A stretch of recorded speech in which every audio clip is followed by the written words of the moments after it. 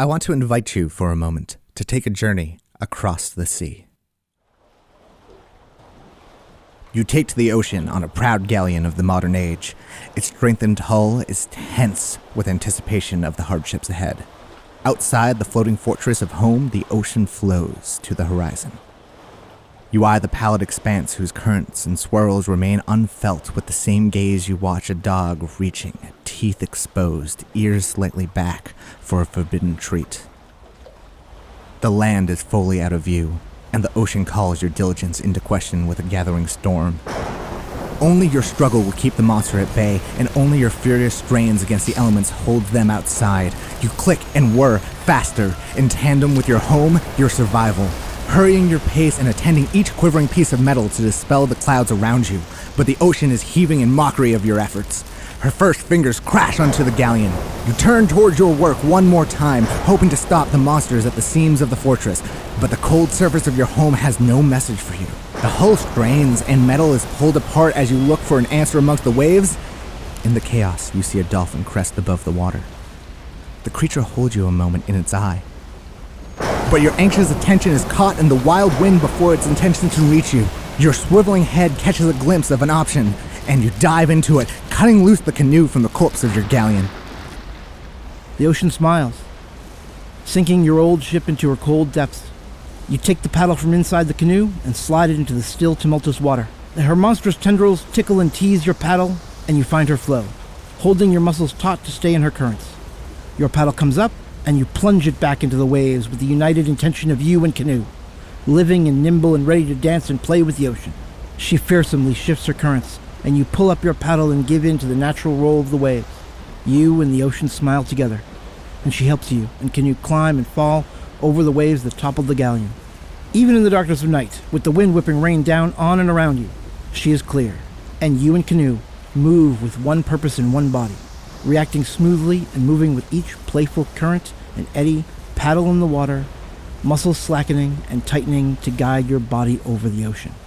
The storm subsides as you head further into the water, and here on her body you feel more of her signals than ever before. The creatures of open water dance just under the surface, and crest above it to delight in the novel sensation of air before returning to the active interplay of water, wind, density, and heat. Among them, a gray rounded body reaches the surface, swimming just ahead of you, and laughing in delight. The dolphin invites you deeper into the dance of element and life, flowing freely forward through the vast water, and in response, your one body follows the paths the dolphin already knows, joining in the ease of the ocean.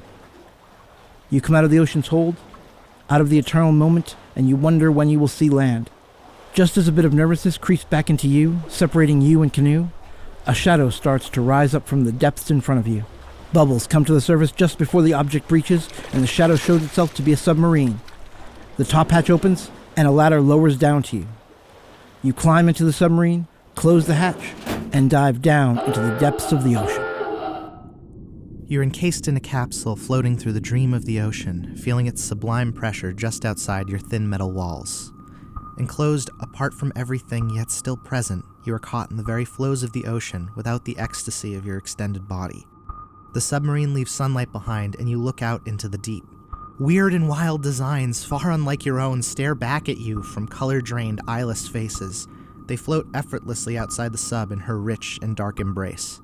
There's nothing less than an awe-inspiring biome of new novelties mere feet away from you at any one time, but each new alien delight reminds you more of your limitation. Your visitation here hinges on an impermeable hull, capable of protecting you from the might of the deep ocean. This same protective membrane keeps you separate from everything you see. You experience each new creature curiously, but you feel with none of them, and that absence of communion held away from the deep haunts you. You turn away from the portholes, and the sub responds. It slowly rises up from the depths, and when the waters again regain a blue and the black, you see the same companion in the ease of the ocean, the dolphin. The barrier between you numbs the comfort this wise animal brings, and its sorrow at your own state burrows through the cold metal and stretches into your heart. You feel disconnected from your very body, and with it goes everything else. Your heart has been closed down here. The dolphin keeps you company outside the submarine until the hold of the ocean and the thrumming of the sub put you to sleep. As you sleep, you dream you are the dolphin. Your ideas of here and now dissolve into the echoes of your ancestors and progeny. You can feel, with a strange familiarity, the heart of that other being threaded through time. You feel their longing deep inside as it bubbles up from looking out at you, looking at them, from within this fish tank of a world which holds them back from being swallowed by the thrumming wild heart which beats the center of your existence. A symphony which your song finds itself effortlessly inside of lifts you to the surface as you notice this being, now singing their part with their heart as they paddle in concert with the thrum of the whole thing unfolding. You breach between elements, bridging the primordial depths and cosmic heights. You feel that other being closing with apprehension as they try to combat the storm, to hold off the ancient wisdom of the water. Why won't they blend with the sea and its early urging which guides you effortlessly to safety? You know that soon they will understand. You wake up, and it's true. You do understand. As Marshall McLuhan famously said, the medium is the message. And so it stands to reason that the method is the meaning. In our little journey, ships are metaphors to deliver human consciousness through the emergence of the elemental ground of experience.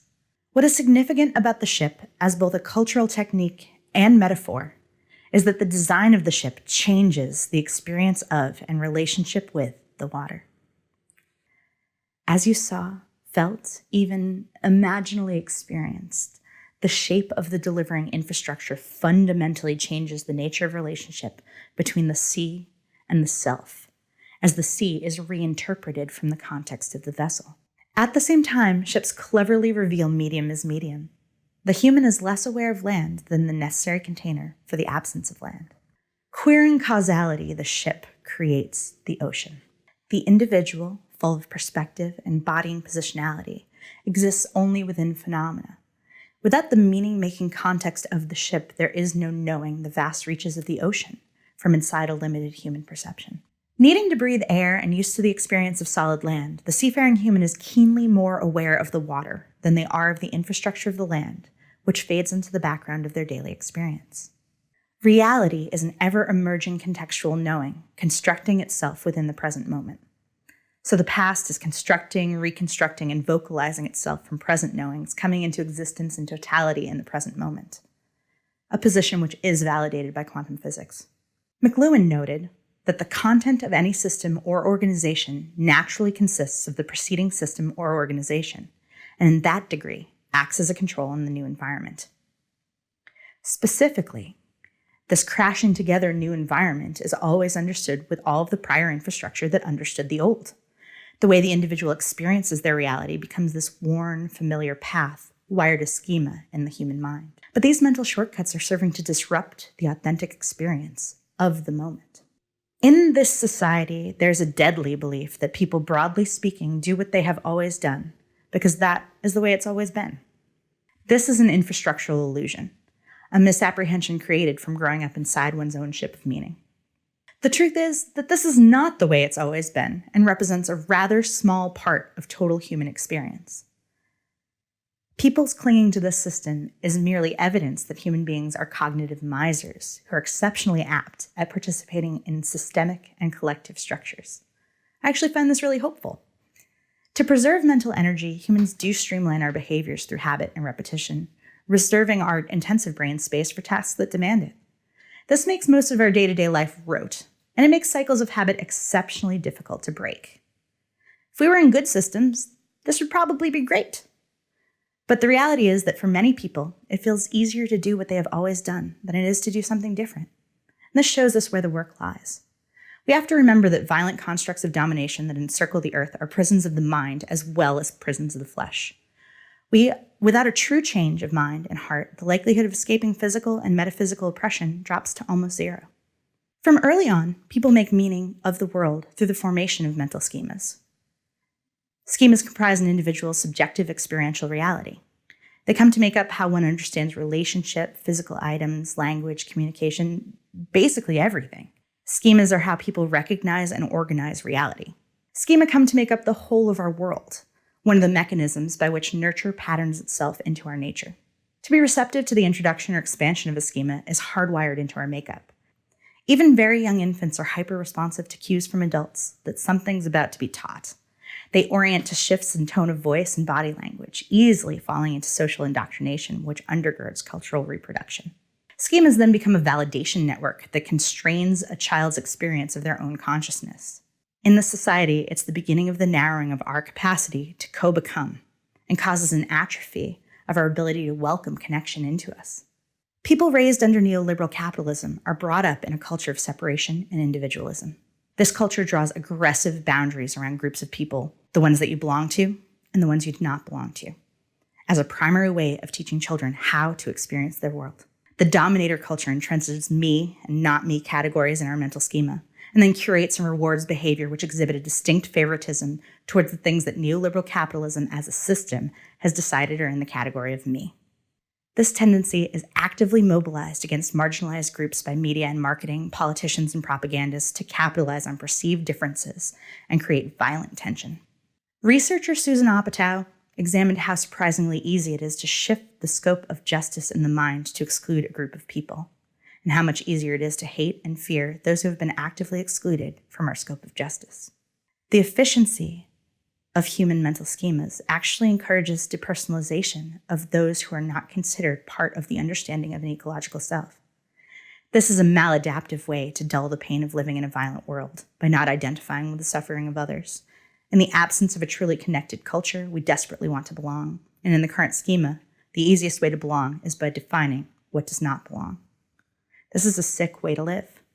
Developmental pedagogist Carol Dweck defines mindset as the layperson's belief about human thought and human nature, the ideas which we each hold about our own beliefs and inner workings as implicit theory. Her research in pedagogy, altruism, and conflict has found that the way we think about the mind itself has a profound impact on the way we experience the world. The implication of this phenomena is related to the ability of an organism to change its own patterns. Dweck looked across instances of intergroup conflict, from bullying in schools to intractable conflict in the Middle East. What she found is both unsettling and empowering. A person who believes they can change will change. A person who believes they cannot change will not change. This research defines these two different stances as fixed mindset and growth mindset. People with a fixed mindset believe that the traits of the individual are, in fact, fixed. They tend to avoid challenges for fear of exposure. They tend to be less resilient during setbacks and to make biased, trait-based judgments about others. Those with a fixed mindset are more likely to reject information that runs counter to a label or group that they have embraced, making them more likely to experience cognitive dissonance and likely backlash, the defensive phenomena of responding to a plea in a way that is literally the opposite of its intent, like this garbage. We would like to call attention to Dweck's fascinating additional finding, that a person's fixed mindset isn't itself fixed. The key thing to take away from this research is that people can be taught that their nature is not fixed. And after that, they are able to develop a growth mindset. And that is the foundation of changing anyone's worldview. How does one teach mindset to change schemas without triggering backlash? The truth is, we need to become connected to each other. And then we need to tell stories that shift the way we view and experience the ocean, so we can change the ships in which we navigate these stormy seas together. When groups meet under conditions that equalize power and promote friendship before engaging in discourse, outcomes are more positive and attitudes become more flexible. This is perhaps the most unsurprising discovery in the history of academia, that it's easier to deal when your friends screw up than when a stranger screws up. By deepening and repersonalizing our relationships with each other as humans and with the other beings who make and become this world with us, we begin to revise schemas and encourage change through the biopsychosocial process inherent in our interaction. When humans spend time with each other, our heart rates sink, and over time, our brains literally restructure each other. These same mirror neurons are entangled and activated when we observe nature from a witnessing perspective, allowing identity to dissolve. We fire and wire together with the world. We receive washes of oxytocin, serotonin, and dopamine, not to mention a plethora of effects we do not yet and may never understand how to quantify. We change each other over repeated exposure, fulfilling some of our most basic needs just by interanimating and co-becoming with a thriving context. Meaningful connection amongst beings builds our sense of collective responsibility and, from safe within the embrace of our community and friendships, our prior assumptions can come under examination with a kinder, gentler eye. We need to acknowledge that the boundaries that have been enacted between the self and others are more permeable than first thought, and to define broadly inclusive narrative structures that create new categories which challenge, stretch, dismantle, and queer prior schema, groups, and mindsets. We use our stories to construct new permeable boundaries around the whole of the earth, inclusive of all beings we share community with and have responsibility towards. I hope that this, and nothing less, can become the heart of our shared dreaming and the new ship from which we make meaning.